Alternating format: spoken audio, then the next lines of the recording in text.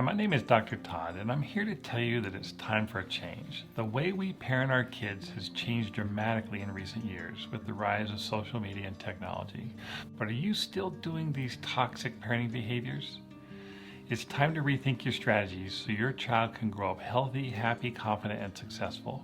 There are many toxic parenting behaviors that end up backfiring on us with our kids. I address these in much more depth in my course on connection. I call these toxic parenting behaviors the deadly dozen relationship killers.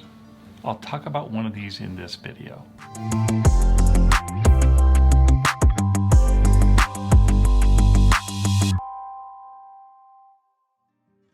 Giving advice. Not long ago, I spent a day working with a teenage girl that I'll call Anna, and her mother will call her Kathy.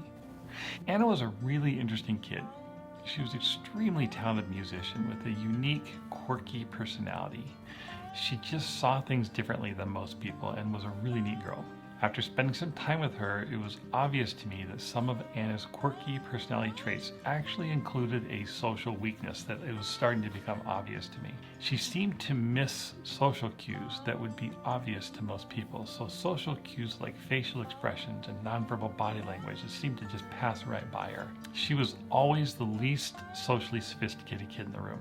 And because of this, Anna always felt like she was the kid standing on the outside of the group looking in. When she was younger, she was bullied to the point that it was actually traumatic for her. And as she grew older, she was so determined to make it into the popular group that she was often taken advantage of by others. Well, at the end of our day, I remember we were standing there in the kitchen together, and Anna just casually opened up to her mom, and it was in my presence, and she opened up to her about this sort of painful thing she was experiencing with a certain boy.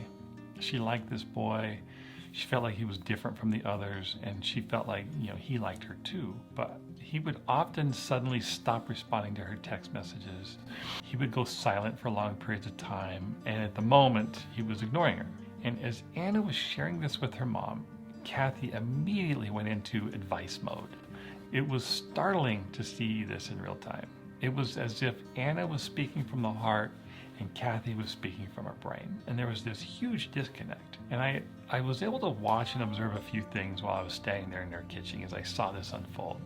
As soon as Anna started to open up emotionally, Kathy started to get anxious and fidgety, and she would interrupt, and she would start making suggestions about what the boy was probably thinking, what Anna should be doing about it. And she started making suggestions and giving advice, and this really ended the conversation before it even had a chance to get going. Because Anna stopped. She stopped talking. She actually got up and walked out of the room. Well, her mom, Kathy, had no idea what went wrong. And her only comment was, she basically said something like, see, this is what always happens. Anytime we talk about what's bothering her, she just shuts down and leaves. I have no idea what her problem is. Well, as a side note, I have asked literally thousands of parents and couples about what's troubling them in their relationships. Almost without fail, people tell me that they have a communication problem. They will say things like, we just don't communicate, or he never wants to talk with me. I suppose you could call what happened with Anna and Kathy a communication problem, but more fundamentally, I think it was an empathy problem. Anna was looking to talk about something that bothered her, and I can guarantee you she was not looking for advice. She just wanted to vent, she wanted to be heard, she wanted to get what was on the inside to the outside, as we say. And that always makes us feel better when we can do that. But Kathy's response was so cerebral, so emotionally disconnected. I think for the most part, listening is a form of connection, and advice is a form of disconnection. I think listening is empathy, and advice is a lack of empathy. Nobody really wants advice. Even if they say they want advice, they don't really want advice. Unless they say, hey, I need advice, you should still be wary of that. But hey, I screw this up all the time myself. Before I share with you a personal story, do me a favor and like and subscribe below, and share a comment. Tell me, how have you messed up when you should have been listening? My youngest daughter often comes to me with what she calls dilemmas. These are mostly social situations that she's not sure how to handle. There's stuff with boys or her friends. And I oftentimes can't resist the temptation of telling her what to do. She's coming to me, and so I want to tell her what to do. It's because sometimes it's just so amazingly obvious to me what she should do. But if I do that 9 times out of 10, she thinks my ideas are dumb and she just gets frustrated. I have learned over many painful experiences, she's not really coming to me for advice. Even if she says she is, she doesn't need me to tell her what to do. What she needs is a little bit of empathy. She needs to be heard. And I need to let her know that I understand how difficult this must be for her. The last time I was in this situation with her, I stopped giving advice. I did just that. I followed my own advice. I just listened. I was attentive. I nodded my head in understanding. I expressed how frustrated she must be. When you do this as a parent, it almost feels like you're doing nothing. That's why I think we get tempted to intervene or just to say things. But by doing this, her response, without even realizing what she was saying, it was almost offhandedly. She just later said, "Thanks, Dad, I feel better now." And that was the end. Let me share with you another interesting experience I had with my daughter. She was going through a really difficult sort of trial, or it was going on for a long time, and this was causing her a lot of pain. And without giving away too many details, I'll just say that it caused me and her mom a lot of pain just watching her suffer, because at times it actually felt like it was almost unbearable to watch her suffer, because there wasn't much that we could do, and I didn't have the answers, and I often didn't even know what to say to her. Probably the most frustrating thing is when I feel like I'm out of answers or out of words or out of wisdom, and I just can't help. As a dad, I just want to help. And anything I had tried saying in the past didn't help. Well, this particular night, everything had kind of come to a head. She was so discouraged, and she was in a different city. She was in Nevada, and I'm in Utah. And so we're on FaceTime, and she wants to talk with me. And so we're on FaceTime talking, and she starts telling me about these things that she's struggling with. And it's just such a heavy, heavy feeling. And again, in my mind as her dad, I'm starting to search for things that I can say to her. I kind of want to pull her out of this discouragement, but there's nothing I can say. Nothing has ever worked. And I'm starting to feel frustrated inside. I'm starting to feel anxious, I think because it was so heavy.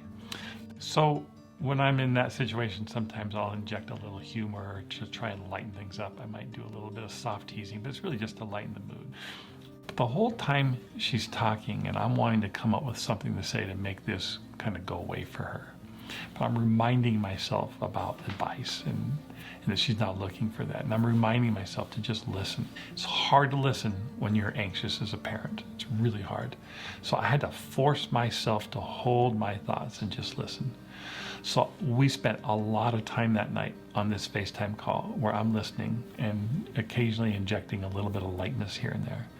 And then I remember at one point, she just sort of eased up.